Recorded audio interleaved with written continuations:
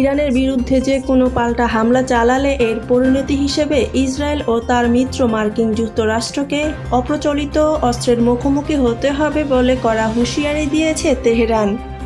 বৃহস্পতিবার কাতারের মাধ্যমে যুক্তরাষ্ট্রকে এই হুমকি দেয় ইরান। সাম্প্রতিক ক্ষেপণাস্ত্র হামলার পর নতুন উত্তেজনার পরিপ্রেক্ষিতে যুক্তরাষ্ট্রকে এ বার্তা পাঠানো হয়েছে বলে জানিয়েছেন একজন ইরানি কর্মকর্তা।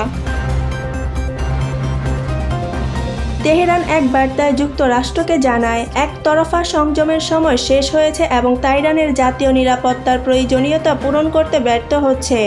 তবে বার্তায় এ উল্লেখ করা হয় যে ইরান কোনো আঞ্চলিক যুদ্ধ চায় না।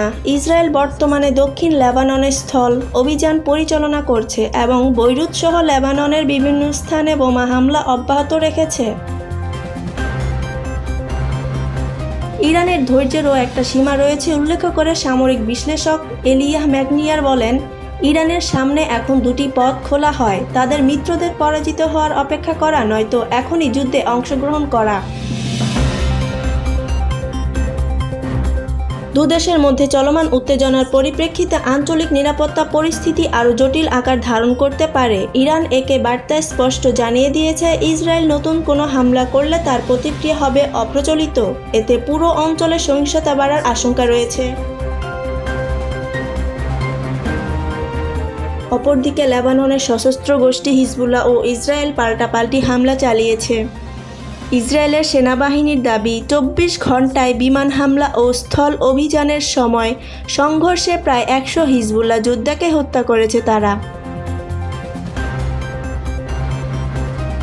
ইসরায়েলের প্রতিরক্ষা বাহিনী IDF এক প্রেস বিজ্ঞপ্তিতে জানায়, তাদের বিমান দক্ষিণ লেবাননে এবং অস্ত্র সংরক্ষণ ব্যবস্থা ও নজরদারি পোস্ট সহ 200টি হিজবুল্লাহ লক্ষ্যবস্তুতে আঘাত করে।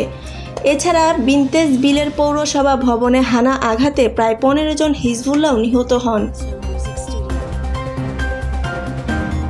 অপরদিকে ইরানপন্থী হিজবুল্লাহ গোষ্ঠী জানায়, তাদের সঙ্গে সংঘর্ষে 2 দিনে ইসরায়েলের 20 সেনা আহত বা নিহত হয়েছে। বৃহস্পতিবার ইসরায়েলের গোলানি সামরিক ব্রিগেডকে লক্ষ্য করে হিজবুল্লাহ যোদ্ধারা বড় রকমের হামলা চালালে সেখানে বহু সেনা হতাহত হন।